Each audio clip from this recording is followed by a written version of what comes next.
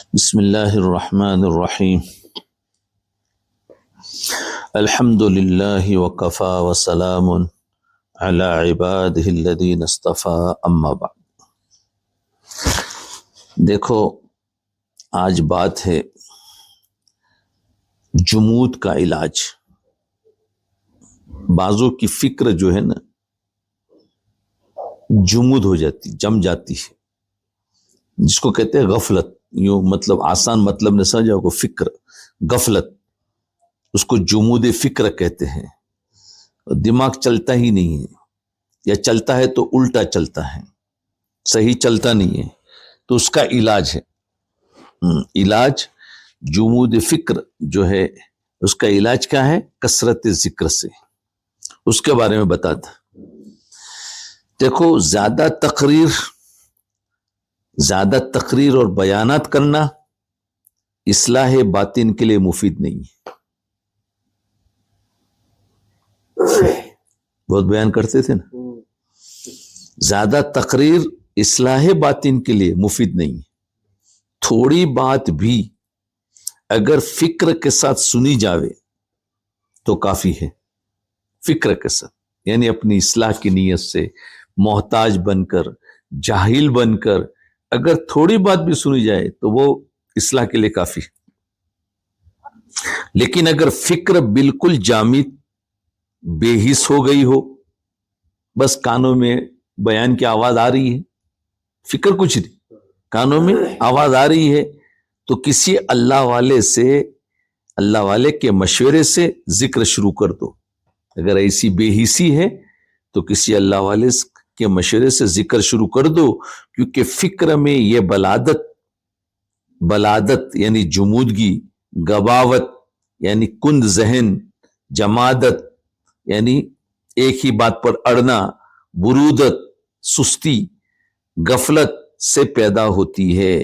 کیونکہ فکر میں جو جمودگی جو ہے نا وہ بلادت، غباوت، جمادت، برودت، غفلت سے پیدا ہوتی ہے، اور ذکر ضد غفلت، ان سب کا حاصل غفلت، برودت کہو جو بھی کہو، غفلت، اور غفلت کا ضد ذکر، کہ ذکر سے غفلت دور ہوتی۔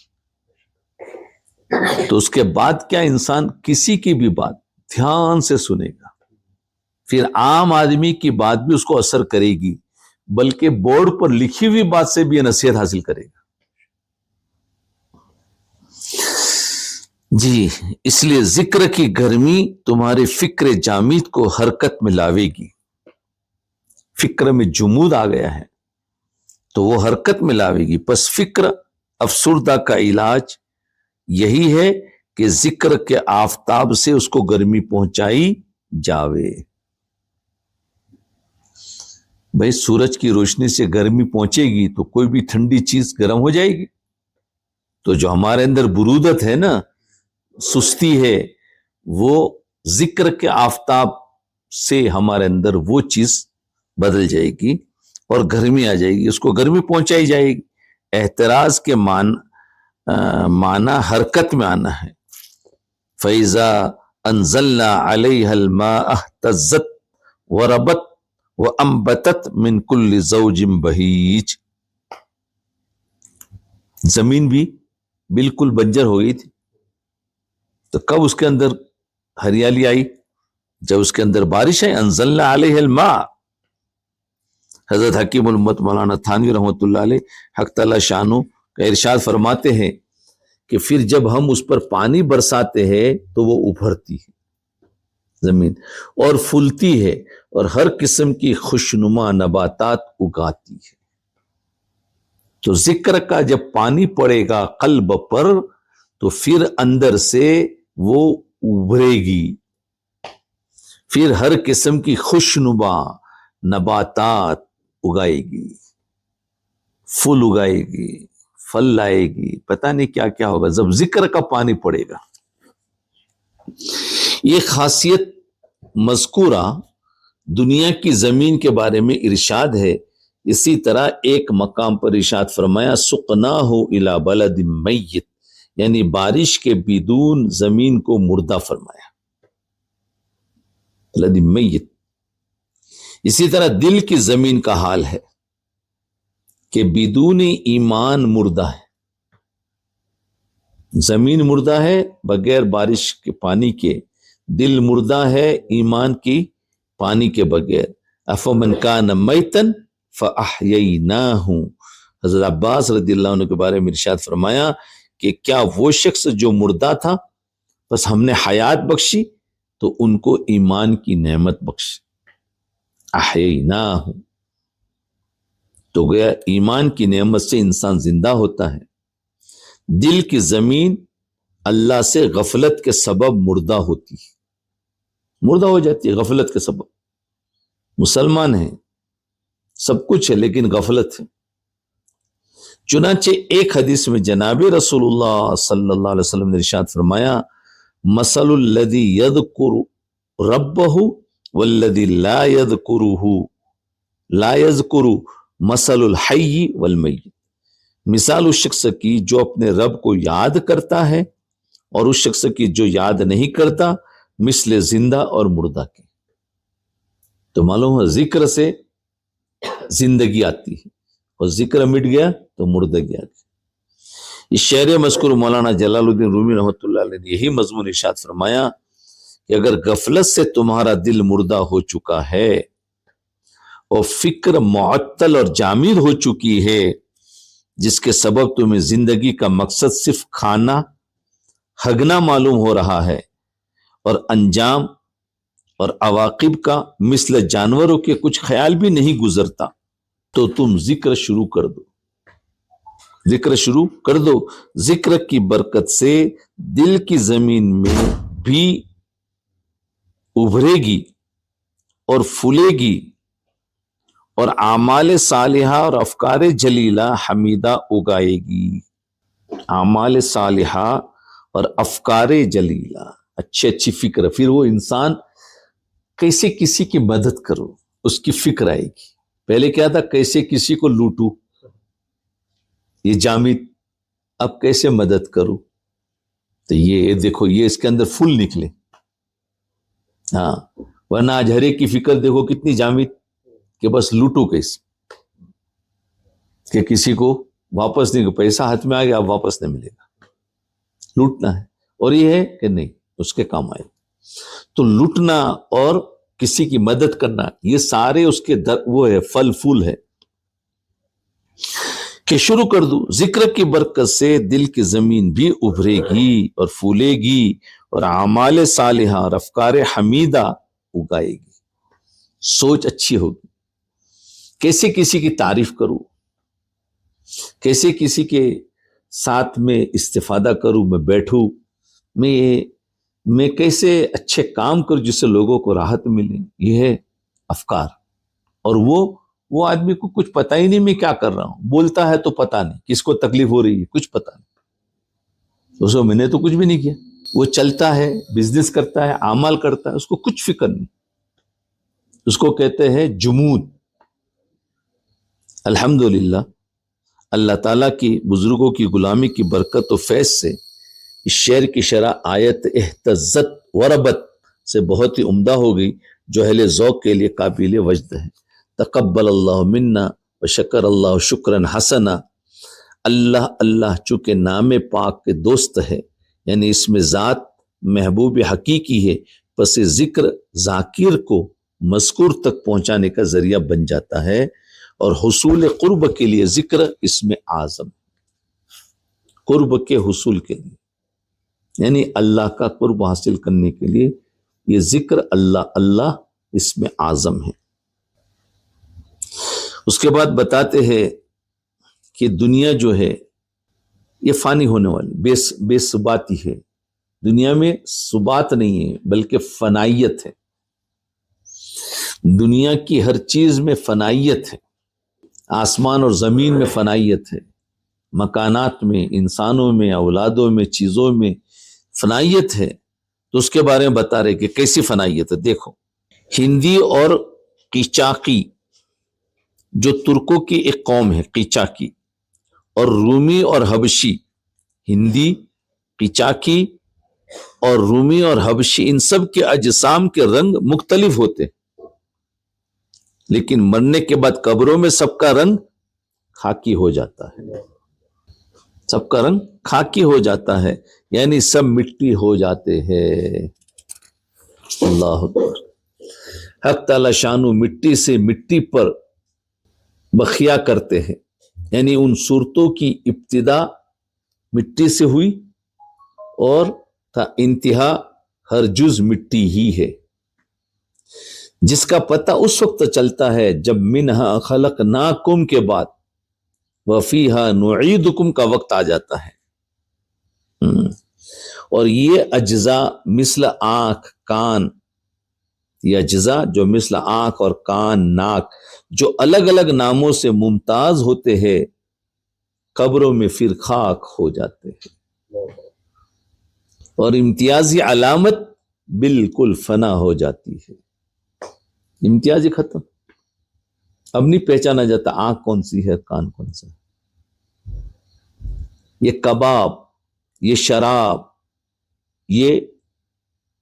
یہ شکر، جن کا ذائقہ اور رنگ الگ الگ معلوم ہوتا ہے، کباب، شراب، شکر، سب کا ذائقہ اور رنگ الگ الگ معلوم ہوتا ہے، لیکن در حقیقت یہ سب خاک ہے، مٹی ہے، البتہ خاک کو مختلف رنگ دے دیے گئے،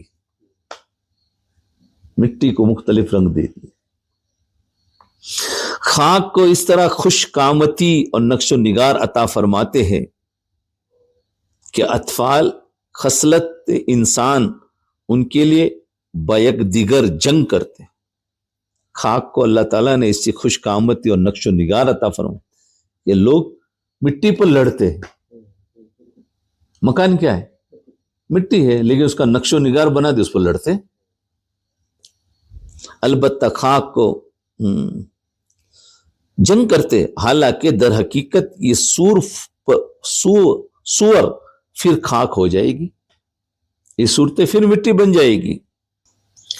صرف تقوی اور طاعت اور دین کا رنگ باقی رہتا ہے، تقوی، طاعت اور دین کا جو رنگ ہے یہ باقی رہتا ہے، کیونکہ اس کا رنگ اگرچہ اعضائے خاکی ہی کے اعمال اور مجاہدات سے پیدا ہوتا ہے، یعنی اعضاء سے ہی، اعضائے خاکی، انسان کے جسم کے اعضاء سے ہی یہ اعمال پیدا ہوتے ہیں، مگر وہ روح پر اثر انداز ہوتا ہے، تقوی روح پر اثر انداز ہوتا ہے، طاعت، دین اور روح غیر فانی ہے، جسم فانی ہے، فانی جسم سے تم نے وہ اعمال کر لیے جو غیر فانی ہیں، یہ ہے کمال۔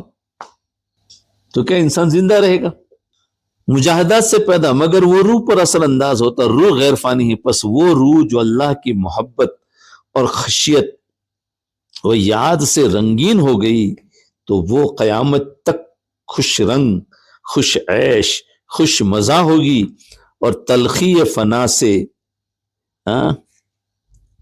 سے حلق کبھی تلخ نہ ہوگا، اس کا حلق کبھی تلخ نہ ہوگا۔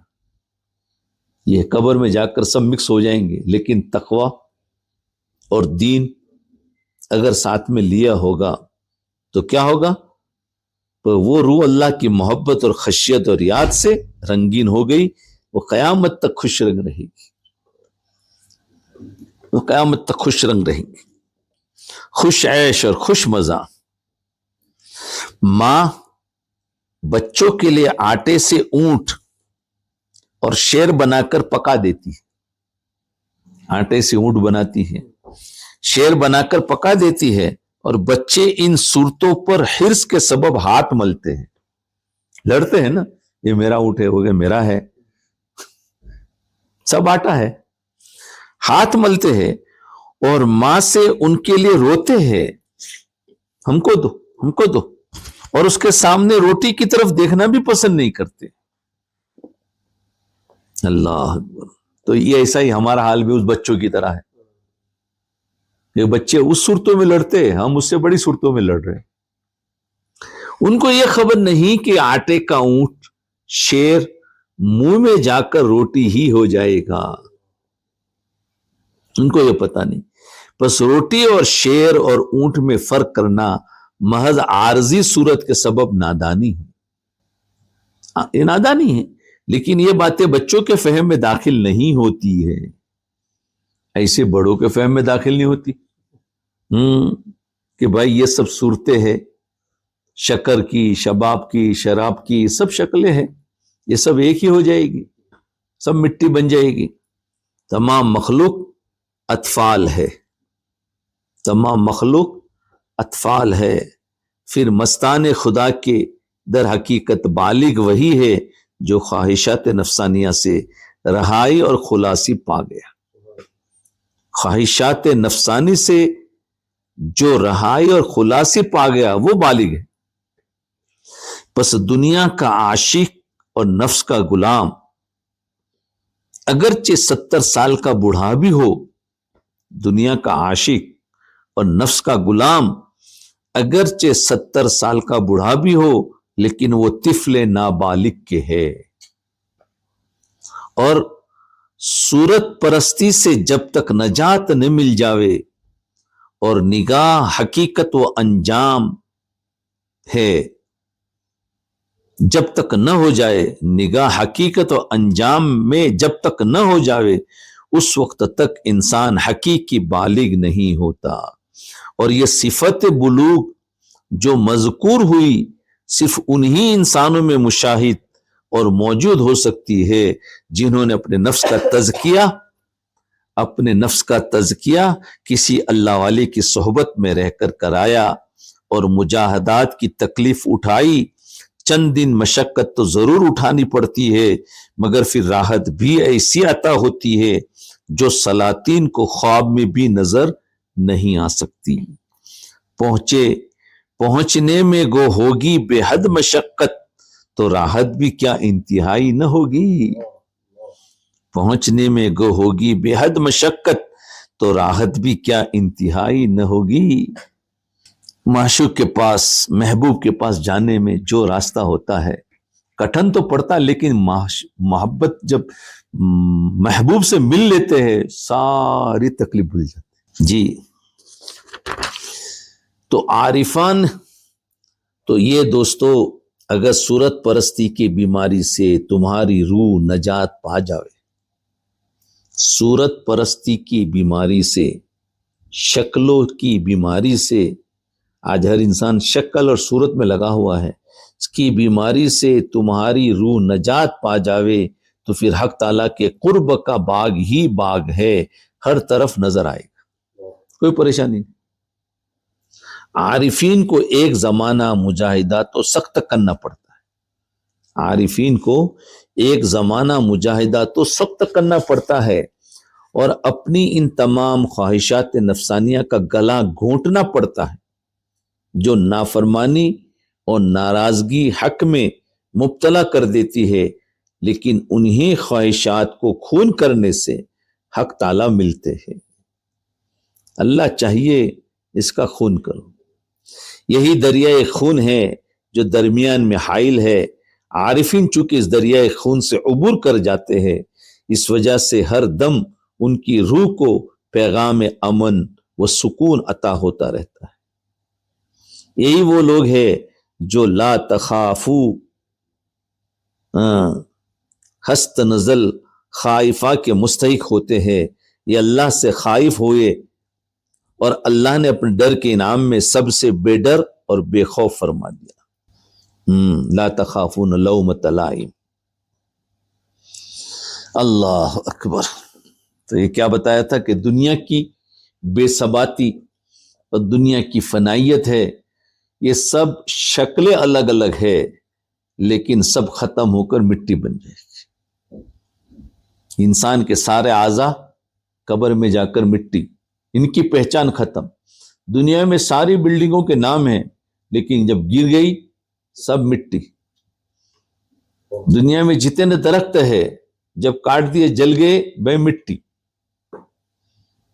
جتنی بھی فیکٹریاں ہے اس کے مشین اور پرزے جب زمین میں لگ گئے اور سب مٹی۔ تو دنیا میں اس کی شکلیں تھی الگ الگ، کسی مشین کی شکل میں، مشینوں میں بھی الگ الگ شکلیں ہیں، لیکن یہ سب مٹی ہونے، تو اس پر فریفتہ کیوں ہوتی؟ تو اس لیے ایسی چیز کو بناؤ، ایسی چیز بنا کر جاوے جو مٹی نہ بنے، اور وہ ہے اسی جسم کے ذریعے سے وہ اعمال صالحہ، وہ طاعت، وہ تقوی، وہ دین زندہ کر دو کہ مرنے کے بعد پھر اس کی شکل ہمیشہ رہے اور ہمیں اللہ کا دیدار اور اللہ کا تعلق ملتا رہے۔ یہ تھا خلاصہ۔ بس یہ لوگ جب ندامت اور توبہ کے سبب آہو زار نالا نکالتے ہیں، روتے ہیں، جب ندامت اور توبہ کے سبب جب روتے ہیں تو عرش کانپنے لگتا ہے گریہ سے، گنہگاروں کی آواز گریہ سے، اور ایسے کانپتا ہے جیسے ماں اپنے بچے پر کانپ اٹھتی ہے۔ بچے کے رونے پر ماں کانپ اٹھتی ہے۔ جب وہ روتا ہے پس عرش اس وقت کا ہاتھ پکڑتا ہے، عرش اس وقت اس کا ہاتھ پکڑتا ہے اور اوپر کھینچ لیتا ہے جیسے ماں بچے کو گود میں لے لیتی۔ جب توبہ سے وہ جو چلاتا ہے، روتا ہے نا جب انسان اپنے گناہوں پر، تو وہ بہت اچھی شکل ہوتی ہے، اللہ اس کو کھینچتے ہیں، اللہ بھی کانپ اٹھتے ہیں۔ ایک ماں کاٹ جاتی، کانپ اٹھتی ہے۔ ہاں، اس کے بعد ہے بھائی اللہ تعالی کے قرب میں جو ایک خاص لذت ہے، اگر پتہ چل جائے تو سب اس کو لینے کے لیے دوڑیں گے۔ اس کے بعد حضرت سیدنا یوسف علیہ السلام جب قضائے الہی سے قید خانے میں ڈال دیے گئے، اللہ کا فیصلہ تھا، قید خانے میں ڈال دیے گئے، تو آپ کے محبوب اور مقبول ہونے کے سبب حق تعالی شانو نے آپ کو تجلیات خاصہ میں مستغرق فرما لیا۔ ظاہر میں تو تکلیف دی اور باطن میں ایک ایسی تجلی دی، اس میں ان کو غرق کر دیا، جس کی وجہ سے مصیبت ہی نہیں لگتی۔ ہاں، اس لیے دنیا کی ظاہری مصیبتوں سے گھبرانا نہیں چاہیے۔ اللہ کا تعلق ہے تو ظاہری مصیبتیں تو اللہ تعالیٰ کی قضا ہے، قدر ہے، وہ تو آئے گی، لیکن اللہ انعام کیا دیں گے؟ یہ ہے کہ تجلیت خاصہ میں مستغرق فرما دیا تاکہ ان کے دل میں اس حبس سے کلفت پیدا نہ ہو، اس حبس سے کلفت پیدا نہ ہو، یعنی ان کو حق تعالیٰ نے اپنی ذات پاک کے ساتھ ایسا انس و سکر نشا عطا فرما دیا کہ نہ تو ان کو زندہ کا خیال آیا، نہ قید خانے کی تاریکی کا خیال آیا، کچھ بھی نہیں۔ اللہ اکبر۔ تو ایسے ہے جب انسان اللہ میں مست ہوتا ہے، مصیبتوں سے، حالت سے گزر گئے، پتہ ہی نہیں بولے کیا ہوا، کچھ بھی پتہ نہیں۔ اس کو کہتے ہیں کہ مخلصین فتنوں کے زمانوں میں ایسے نکل جائیں گے پتہ بھی نہیں چلے گا، جیسے اندھیری رات میں سے انسان نکل جاتا ہے، اجالے میں نکل جاتا ہے۔ تو فتنوں کے زمانے میں وہ اپنے نور کی وجہ سے، اخلاص کے نور سے نکل جائیں گے اور فتنوں میں شریک نہیں ہوں گے۔ تو یہ ہے کہ اللہ تعالیٰ ان کو حفاظت فرما لیتے ہیں۔ حضرت سیدنا جو غم کے ساتھ ہو تم بھی تو غم کا کیا غم ہے، خوشا حوادث پہم خوشا یہ اشک رواں، خوشا حوادث سے پہم یعنی ہمیشہ جو حالات آتے رہے، اور خوشا یہ اشک رواں جو رونا آتا رہا، جو غم کے ساتھ ہو تم بھی تو غم کا کیا غم ہے، جو غم کے ساتھ ہو تم بھی تو غم کا کیا غم ہے، جو غم کے ساتھ ہو تم بھی تو غم کا کیا غم ہے۔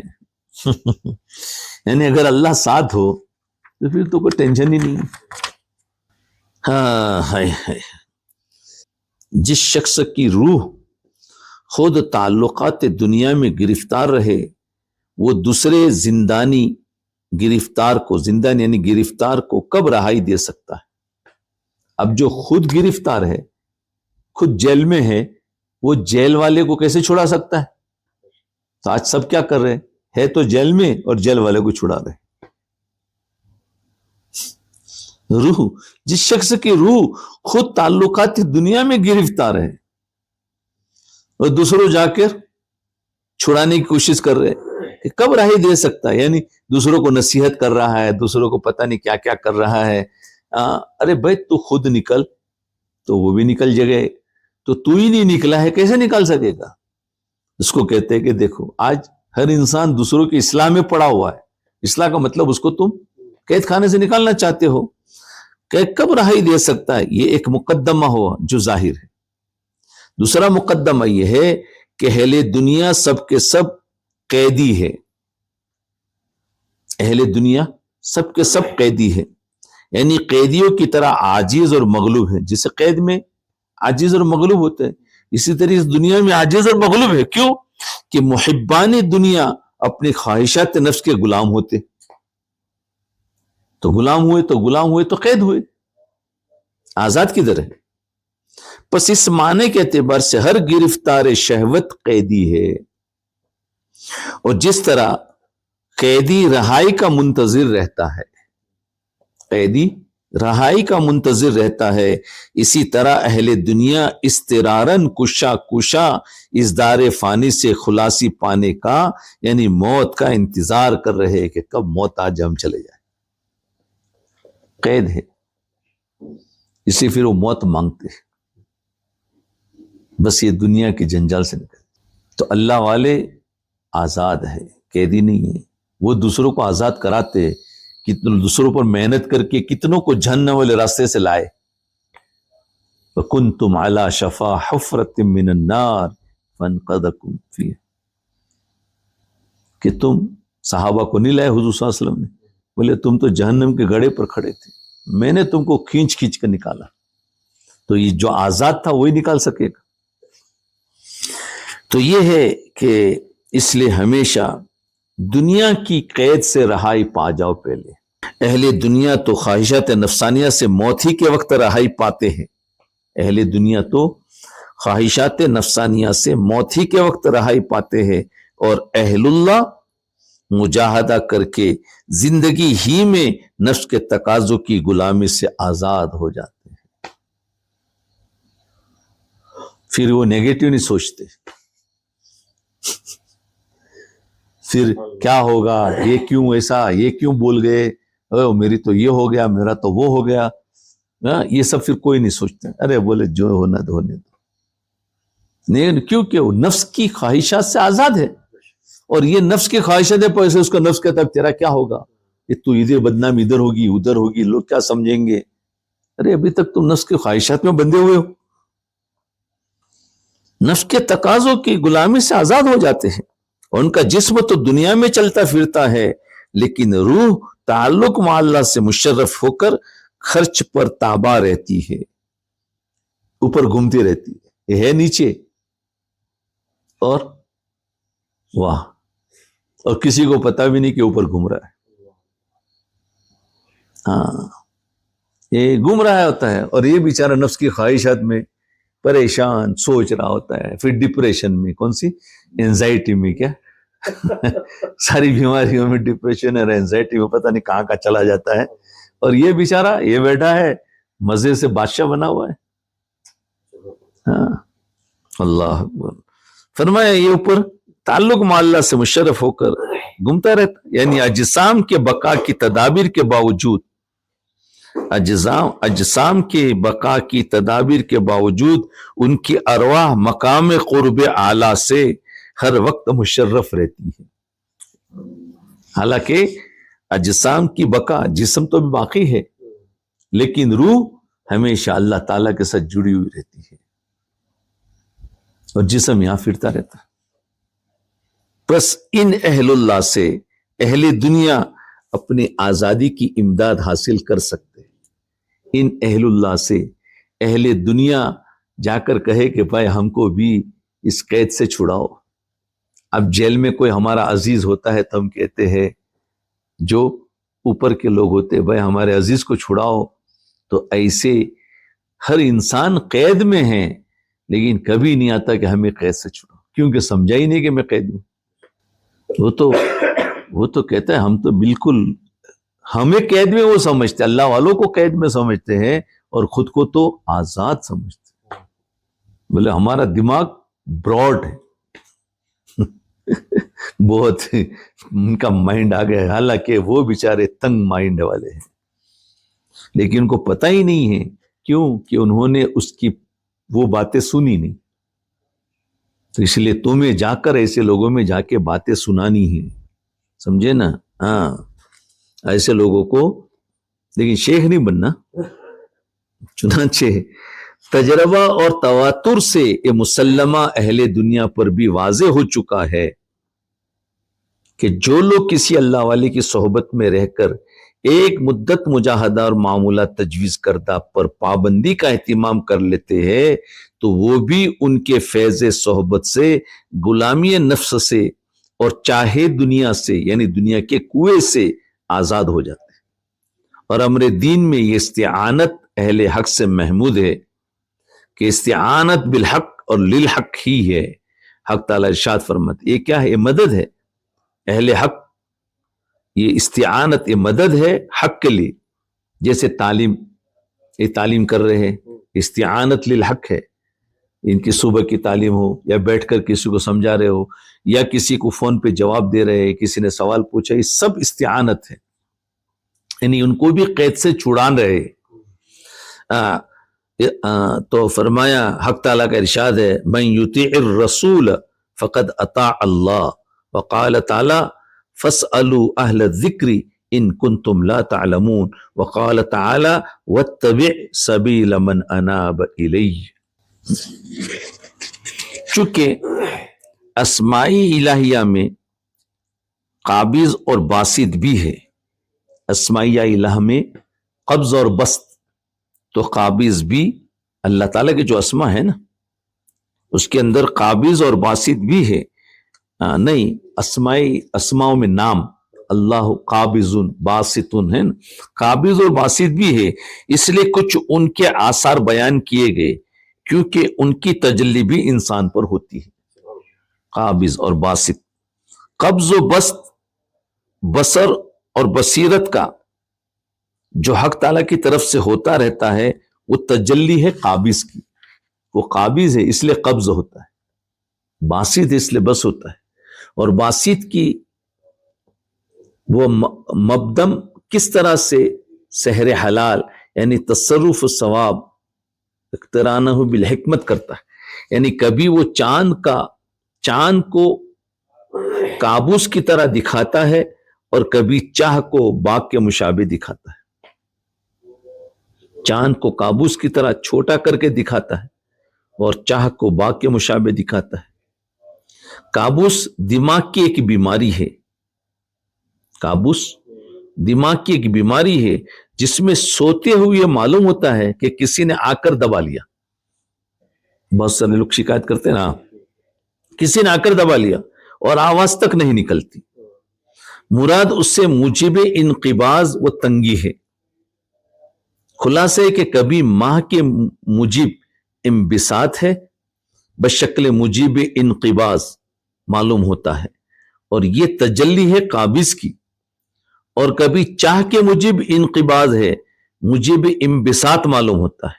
اس کو عجیب اور قوی ہونے کے سبب سحر حلال کہا گیا، اور حلال اس لیے کہا گیا کہ حق تعالیٰ کا ہر تصرف خیر ہے، گو کسی خاص کے ضرر کے اعتبار سے اس کے حق میں خلاف خیر ہو، اور مصداق اس موجب انبساط موجب انقباض کا حق کو باطل ہے. یعنی کبھی شکل انقباض کی ہوتی ہے اور حقیقت انبساط ہوتا ہے، اور کبھی شکل بسط کی ہوتی ہے اور شکل اس کی انقباض کی ہوتی ہے. تو اس کو بتا رہے کہ موجب انقباض، دیکھو کسی نے یہ دماغ کی بیماری کابوس، کیا ہوتا ہے کہ آواز ہی نہیں نکلتی، انقباض ہو گیا نا، تو بموجب انقباض و تنگی ہے. خلاصے کبھی ماں کے موجب انبساط ہے بشکل موجب انقباض، تو انبساط ہوتا ہے بشکل موجب انقباض معلوم، یہ تجلی ہے قابض کی. اور کبھی چاہ کے موجب انقباض ہے موجب انبساط معلوم ہوتا ہے. اس چاہ کو کے کیا معنی ہے؟ کچھ لکھا بھی نہیں. چلو آگے دیکھتے ہیں. انتباہ.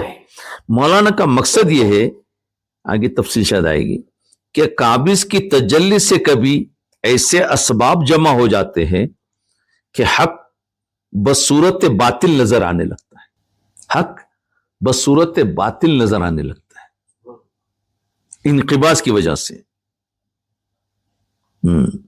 مقصد ہے کہ قابض کی تجلی اللہ تعالیٰ دیتے ہیں، تجلی سے کبھی ایسے اسباب جمع ہو جاتے ہیں کہ حق بصورت باطل نظر آتا. جیسے اس وقت دنیا کے حالات ایسے ہیں کہ لوگوں کو ایسا لگتا ہے کہ اسلام تو ختم ہوتا جا رہا ہے، تو مٹنے کی شکل نظر آ رہی ہے، حالانکہ یہ قبض کی شکل ہے، تجلیہ قابض ہے. کبھی انسان کو بھی ایسا اپنے انفرادی بھی ہوتا ہے، اجتماعی ہوتا ہے. حق بصورت باطل نظر آنے لگتا ہے اور اس سے منقبض اور معرض ہو جاتا ہے. یعنی منقبض جو ہے جس پر وہ بیچارہ پریشان ہو جاتا ہے، اور باسط کی تجلی سے کبھی ایسے اسباب جمع ہو جاتے ہیں کہ باطل بصورت حق کا نظر آتا ہے، بصورت حق نظر آتا ہے. پس حق و باطل کی تمیز میں کوشش کا جو اختیار دیا گیا ہے اس میں اہتمام کرانا مقصود ہے کہ کئی غفلت اور قلت فکر سے غلطی میں واقع نہ ہو جاؤ. کبھی تم باطل کو حق نہ سمجھ لو، اور کبھی حق کو باطل نہ سمجھ لو. کیونکہ ایسی شکلیں اور قبض اور بست ایسی پیدا ہو جائے گی، تو پھر ایسا وقت میں سنبھالو اپنے آپ کو. اس لیے غفلت اور قلت فکر سے غلطی میں واقع نہ ہو جاؤ. تو حق تعالیٰ نے اس تمیز کے سبب اسباب اختیار میں دے دیے، تمیز کے اسباب اختیار میں دے دیے. هو القابض هو الباسط. اسی سبب سے حضور صلی اللہ علیہ وسلم نے دعا فرمائی کہ اللہ آپ زشت اور حق کو حق ہی دکھائیے، یعنی باطل کو باطل. اللہم ارنا الحق حقا وارنا الباطل باطلا. یہ اشارہ دعا اللہم ارنا الاشیاء کما ہی کی طرف، جس کے الفاظ حدیث میں میری نظر سے نہیں گزرے لیکن مضمون اس کا بہت سی حدیثوں میں مذکور ہے. یہ دعا اس لیے کرتا ہوں کہ انجام کار جب آپ حیات کا ورق الٹے، یعنی حیات مبدل بوفات موجود، مبدل بوفات ہو، جو وقت ہے انکشاف حقائق کا. جب انسان موت کے وقت میں آتا ہے تو انکشاف حقائق ہوتا ہے. انکشاف حقائق کا اس وقت مجھ کو شرمندگی نہ اٹھانی پڑے، اس لیے مجھ کو اپنی حفاظت خاصہ میں رکھیے. اللہ تعالیٰ سے دعا کر رہے تاکہ حالت شہوت اور حالت غضب میں بھی میری عقل مغلوب نہ ہو اور حقیقت کے خلاف یعنی حق کو باطل اور باطل کو حق نہ دیکھو. اللہم ارنا الحق حقا وارزقنا اتباعہ وارنا الباطل باطلا وارزقنا اجتنابہ. یہ اللہ ہماری ایسی حفاظت فرما، یہ اللہ ہماری ایسی حفاظت فرما جس طرح دودھ پیتے بچے کی حفاظت ماں کرتی ہے. ایسی حفاظت فرما جس طرح دودھ پیتے بچے کی حفاظت ماں کرتی ہے کہ بچہ اپنے نادانی سے اگر اپنے کو نقصان پہنچانے کے اسباب بھی اختیار کرنا چاہتا ہے تو ماں بچے کا ہاتھ پکڑ لیتی ہے اور اسباب ضرر کو اس سے دور پھینک دیتی ہے. یہ دعا بہت اچھی غریب ہے اور حرز جہاں بنانے کے قابل ہے. ہر قواقعۃ الولید، ہر فرض نماز کے بعد کم از کم 3 بار اس کو پڑھ لیا جاوے، مگر خشوع قلب سے پڑھا جائے تو انشاءاللہ تعالی دامن رحمت حق میں پناہ گیر ہو جائیں گے اور دین دنیا کے ہر نقصان سے حفاظت کے لیے دعا پڑھنی چاہیے. بس